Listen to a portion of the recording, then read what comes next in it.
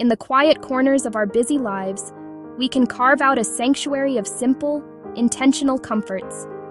It begins with a choice to pause, to wrap ourselves in warmth and shut out the noise.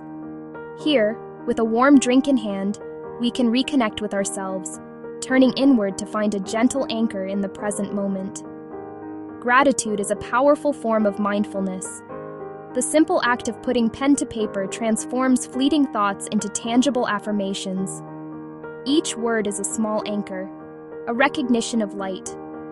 This sensory experience grounds us, pulling our focus from the chaos of what-ifs into the concrete beauty of what is. But mindfulness isn't always about words.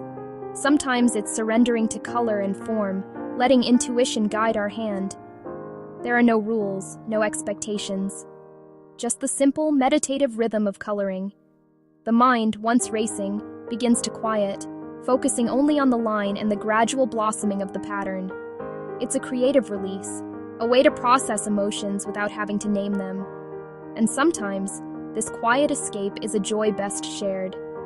A mindful moment can expand to include another, creating a shared space of peace.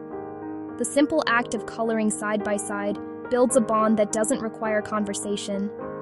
It's a comfortable silence, filled with the soft scratch of pencils and the warmth of companionship. A reminder that we can be alone, together. These small rituals, of gratitude, of creativity, of shared quiet, are not an escape from life, but an escape into life. They are the threads we use to weave resilience and peace into our daily fabric. Taking this time allows us to return to the world feeling more centered, more present, and more deeply ourselves. It's a gentle reset, a cozy, mindful return to what truly matters. If you would like to support me, please purchase one or both books. Links in my bio. Thank you.